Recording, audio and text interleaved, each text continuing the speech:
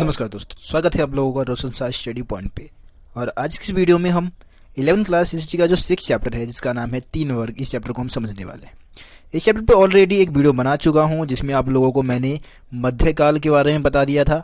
इसके अलावा आप लोगों को मैंने यूरोपीय समाज में कौन से 3 वर्गों का उदय मध्यकाल में हुआ था वो बता दिया था। मध्यकाल की विशेषता आप लोगों को बता दिया था और आखिर में आप लोगों में सामंतवादी व्यवस्था की जो प्रमुख विशेषताएं थी वो भी आपको फर्स्ट पार्ट की वीडियो में समझा दिया था।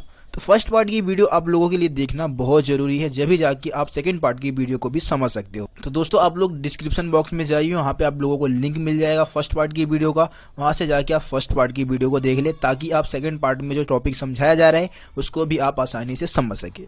सो गाइस, आज की इस वीडियो में हम कुल मिला के 4 टॉपिक समझने वाले हैं। सबसे पहले हम समझेंगे अभिजात वर्ग की विशेषता, जो यूरोपीय समाज का जो दूसरा वर्ग था अभिजात वर्ग, उसकी विशेषता समझेंगे। देखिए दोस्तों, मैं हर एक टॉपिक आपको एनसीईआरटी के अकॉर्डिंग ही समझा रहा हूँ। जैसे जैसे एनसीईआरटी में आपको टॉपिक समझाया गया है वैसे ही आप लोगों को समझा रहा हूँ। तो एनसीईआरटी में क्या है, पादरी वर्ग से पहले अभिजात वर्ग को समझाया गया है, इसलिए हम सबसे पहले अभिजात वर्ग की बात करेंगे। उसके बाद अभिजात वर्ग जहाँ पे रहते थे यानी कि मेनर की जागीर की क्या विशेषताएं होती थी उसकी बात करेंगे। दूसरा टॉपिक रहने वाला है। तीसरा टॉपिक रहेगा नाइट वर्ग। ठीक है, यूरोपीय समाज में एक नाइट वर्ग था, उसके बारे में हम जानेंगे। और आखिर में हम पादरी वर्ग के बारे में भी जानेंगे। पादरी वर्ग की विशेषताएं क्या होती थी, कौन पादरी बन सकते थे, ये सारी चीजें हम आज की इस वीडियो में समझने वाले हैं। तो कुल मिलाकर 4 टॉपिक समझने वाले हैं आज की इस वीडियो में। वीडियो को आप लोगों को एंड तक देखना है ताकि आप हर एक टॉपिक को बहुत ही अच्छे से, बहुत ही बारीकी से समझ सको। और वीडियो को स्किप करके नहीं देखना है, हर एक टॉपिक को आपको ध्यान से समझना है और ध्यान से सुनना है। इसके अलावा कुछ नए दोस्त साथी अगर मेरे चैनल पे पहली बार आए तो चैनल को सब्सक्राइब करके बेल आइकन को प्रेस कर दें ताकि मेरे चैनल पे आने वाली सभी वीडियो का नोटिफिकेशन सबसे पहले आप तक पहुंचे। तो चलिए दोस्तों, अब टॉपिक को समझना शुरू करते हैं। सो दोस्तों, आज की इस वीडियो का हमारा जो फर्स्ट टॉपिक है वो है अभिजात वर्ग। अभिजात वर्ग की हम विशेषता की बात करते हैं। देखिए दोस्तों, यूरोपीय समाज का जो दूसरा वर्ग था वो अभिजात वर्ग था, इस बात को हम समझ चुके हैं पहले ही। लेकिन दूसरा वर्ग होने के बावजूद भी सामाजिक प्रक्रिया में क्या था, अभिजात वर्ग की एक विशेष हैसियत होती थी। विशेष हैसियत इसलिए होती थी क्योंकि ये जमीन के मालिक थे, भूमि पर इनका नियंत्रण होता था और ये बहुत ज़्यादा अमीर होते थे, बहुत ज़्यादा पैसे वाले हुआ करते थे। अभिजात वर्ग की बात करें तो अभिजात वर्ग का भूमि पर नियंत्रण एक प्रथा के कारण था जिसका नाम है वैसलेज नामक प्रथा। वैसलेज नामक प्रथा के कारण जो अभिजात वर्ग थे उनका जमीन पर नियंत्रण था और किसानों से वो क्या करवाते थे, खेती करवाते थे। ठीक है, पूरे सामाजिक परिवेश में अगर हम समाज की बात करें तो पूरे समाज में क्या था, यूरोपीय समाज भी अभिजात वर्ग की एक विशेष हैसियत होती थी। विशेष हैसियत होने के पीछे भी बहुत सारे कारण थे। पहला कारण ये था कि अपनी संपत्ति के मालिक थे, पहला पॉइंट। दो, दूसरा ये क्या कर सकते थे, इनको हक था कि अपनी तरफ से न्यायालय लगा सकते थे, मतलब खुद का न्यायालय स्थापित कर सकते थे, न्यायिक प्रक्रिया में भी अपना विशेष योगदान देते थे। इसके अलावा ये अपनी मुद्रा प्रचलित कर सकते थे, मुद्रा प्रचलित करने का भी हक था, अपने तरफ से कोई भी सिक्के चला सकते थे, इनको हक था। इसके अलावा ये अपनी संपदा पर बसे हर एक व्यक्ति के मालिक थे, जो भी इनके संपदा पे, जो भी इनके जमीन पे बसे हुए थे उन सभी व्यक्ति के मालिक होते थे अभिजात। ठीक है, इसके अलावा इनकी जमीन पे खेती कौन करता था, किसान करते थे। ठीक है, किसान इनके जमीन पे खेती करते थे। और अभिजात वर्ग जिन घरों में रहते थे उनको हम कहते हैं मेनर।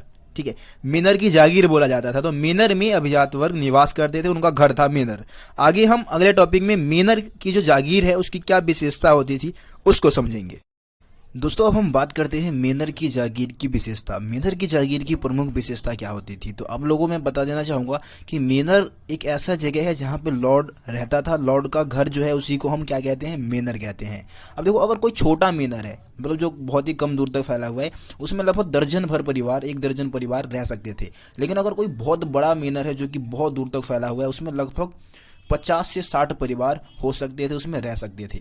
और मेनर की खास बात क्या थी कि लॉर्ड की जरूरत की जितनी भी चीज़ें होती थी वो मेनर में उसको उपलब्ध कराई जाती थी। जैसे कि जो फसल थे, मतलब जो फसल है वो जो होते थे वो खेतों में उगाए जाते थे। इसके अलावा बढ़ई होते थे, जो लोहार होते थे वो क्या करते थे, हथियारों का निर्माण करते थे। राजमिस्त्री उनके लिए क्या करते थे, घरों का निर्माण करते थे, उनके घरों की देखरेख करते थे, उनके घरों को मरम्मत करते थे। इसके अलावा जो औरतें होती थी वो सूत काटती थी और वस्त्र बुनने का काम किया करती थी। इसके अलावा अगर बच्चों की बात करें तो जो बच्चे होते थे वो लॉर्ड के मदिरा संपीड़क में कार्य करते थे। मदिरा संपीड़क का मतलब यहाँ पे है जहाँ पे शराब बनाया जाता है, मदिरा संपीड़क। ठीक है, तो जो बच्चे होते थे वो लॉर्ड के मदिरा संपीड़क में कार्य करते थे। अब मेनर में क्या होता था, विस्तृत जंगल होते थे, वन होते थे, जहाँ पे लॉर्ड क्या करते थे, शिकार करने जाया करते थे। ठीक है, इसके अलावा मिनर में एक चर्च और सुरक्षा के लिए दुर्ग भी बना होता था। हर एक मिनर में क्या होता था, एक चर्च होता था जहाँ पे लॉर्ड प्रार्थना कर सकते थे। इसके अलावा सुरक्षा के लिए दुर्ग बनाया जाता था, चारों तरफ से घेरा जाता था किले द्वारा। तो ये मिनर की जागीर की प्रमुख विशेषताएं थी। दोस्तों अब हम इस वीडियो का अगला टॉपिक समझते हैं। नेक्स्ट टॉपिक है नाइट वर्क। नाइट वर्क की बात करते हैं तो देखिए दोस्तों, 9वीं सदी की बात करें या 10वीं सदी की बात करें तो उस समय क्या थे, युद्ध बहुत ज़्यादा हुआ करते थे। और युद्ध में क्या थे कि पैदल सैनिकों की कोई कमी नहीं होती थी, क्योंकि जो किसान होते थे उन्हीं को युद्ध के समय पैदल सैनिकों के रूप में इस्तेमाल किया जाता था। लेकिन कुशल घुड़सवार सिपाहियों की जरूरत थी, कुशल अश्वसेना का अभाव था उस समय। तो इस कारण क्या हुआ, लॉर्ड ने एक नए वर्ग को बढ़ावा दिया, जिसे क्या कहा जाता है, नाइट वर्ग कहा जाता है। एक तरीके से ये कौन होते थे, कुशल अश्व सैनिक होते थे ये नाइट वर्ग। ठीक है, देखिए दोस्तों, नाइट वर्ग जो है वो उसी प्रकार से लॉर्ड से संबंध रखता था जिस प्रकार से लॉर्ड राजा से संबंधित था। इसको हम ऐसे समझ सकते हैं कि लॉर्ड जो होता था वो राजा के नीचे काम करता था। ठीक है, जमीन पे किसानों से खेती करवाता था, कर वसूलता था और राजा को आगे पे किया करता था। इसी प्रकार से लॉर्ड के नीचे काम किया करते थे नाइट। ठीक है, जब लॉर्ड का युद्ध होता था तो युद्ध के समय नाइट क्या करते थे, अपने सिपाहियों के साथ लॉर्ड को सैन्य सुरक्षा प्रदान किया करते थे। अब इस व्यवस्था में क्या था कि लॉर्ड ने क्या किया, नाइट वर्ग को जमीन का एक टुकड़ा दे दिया। ठीक है, जिसको कहा जाता है फीफ, बहुत ज़्यादा इंपॉर्टेंट है। फीफ होता क्या है, तो लॉर्ड ने क्या किया, नाइट को जो जमीन का भूभाग दिया उसी को हम क्या कहते हैं, फीफ कहते हैं।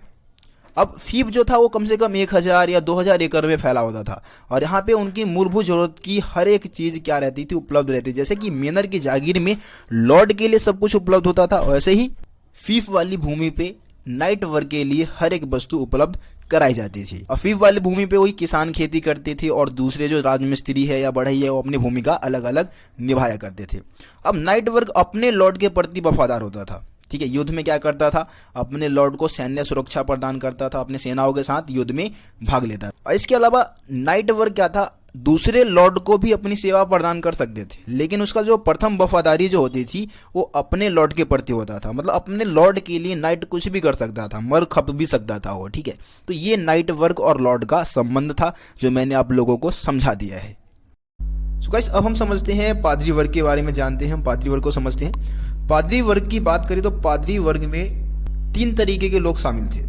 सबसे पहले पोप की बात कर लेते हैं। देखिए दोस्तों, पोप जो होते थे वो चर्च के अध्यक्ष हुआ करते थे, चर्च पे नियंत्रण रखते थे। इसके अलावा 2 और लोग थे, जैसे कि इसमें हम बिशप की बात कर लेते हैं, बिशप और पादरी। बिशप और पादरी वो लोग होते थे जो क्या करते थे, ईसाई लोगों का मार्गदर्शन करते थे या फिर धर्म का प्रचार करने का काम किया करते थे। ये तीनों लोग कौन से वर्ग में आते हैं, तो इन तीनों को ही हम पादरी वर्ग कहते हैं। ठीक है, अब पादरी वर्ग में क्या था, पादरी वर्ग में शामिल होने के कुछ नियम थे। हर कोई पादरी नहीं बन सकता था। जैसे अगर कोई किसान है या फिर कोई दास है या फिर कोई महिला है, वो पादरी नहीं बन सकती थी। पादरी सिर्फ पुरुष बनते थे। ठीक है, इसके अलावा शारीरिक रूप से कोई बाधित व्यक्ति है वो भी पादरी नहीं बन सकता था। इसके अलावा पादरी बनने के बाद क्या था, अगर कोई व्यक्ति पादरी बन जाता है तो उसके बाद वो विवाह भी नहीं कर सकता था, आजीवन कुंवारा रहना होता था, मतलब वो विवाह नहीं कर सकते थे पादरी। ठीक है, अब बात करते हैं कि यार जो ये चर्च है या जो पादरी है उनके आय के स्रोत क्या थे। जो चर्च है, मतलब चर्च पे नियंत्रण पादरी वर्ग का होता था। अब पादरी वर्ग के आय के मुख्य स्रोत की बात करें तो 2 स्रोत है जिनसे इनको इनकम की प्राप्ति, मतलब आय की प्राप्ति होती थी। दोस्तों, जो पहला तरीका था वो तीत कर, तीत। अब ये तीत एक ऐसा कर होता था जो चर्च को किसानों से 1 वर्ष के दौरान उनके उपज का 10वां हिस्सा लेने का हक था। मतलब चर्च क्या कर सकता था, किसानों के उनके उपज का 10वां हिस्सा टैक्स के रूप में ले सकता था, जिसको क्या कहा जाता है, तीत कर कहा जाता है। ठीक है ना, एक प्रकार का टैक्स था जो चर्च की आय का एक मुख्य स्रोत माना जाता था। इसके अलावा धनी लोगों द्वारा दिया गया दान, बहुत सारे अमीर लोग क्या करते थे, चर्च को दान दिया करते थे। ये दान भी एक तरीके से जो चर्च है या जो पादरी है उनके इनकम का सोर्स था। और इसके अलावा जो पादरी वर्ग थे वो भी बहुत ज़्यादा अमीर हुआ करते थे, इनके पास भी बड़े बड़े महल थे, बिल्कुल लॉर्ड की तरह ही अच्छी जिंदगी जीते थे। तो गाइस, ये पादरी वर्ग की मुख्य विशेषताएं थी जो मैंने आप लोगों को समझा दिया है। तो इस वीडियो में जो भी टॉपिक 4 टॉपिक आप लोगों को समझाना था मैं आपको समझा चुका हूं। मैं उम्मीद करता हूं आप लोगों को सभी टॉपिक बहुत ही अच्छे से समझ में आ गया होगा। कोई भी डाउट हो कमेंट बॉक्स में आप बता सकते हो। इसके अलावा ज़्यादा से ज़्यादा आप वीडियो को शेयर कीजिए और अभी तक आप लोगों ने चैनल को सब्सक्राइब नहीं किया तो सब्सक्राइब करके बेल आइकन को प्रेस कर दीजिए ताकि मेरे चैनल पर आने वाली सभी वीडियो का नोटिफिकेशन सबसे पहले आप तक पहुंचे। तो चलिए दोस्तों, मिलते फिर आप लोगों से अगली वीडियो में। तब तक के लिए जय हिंद, जय भारत।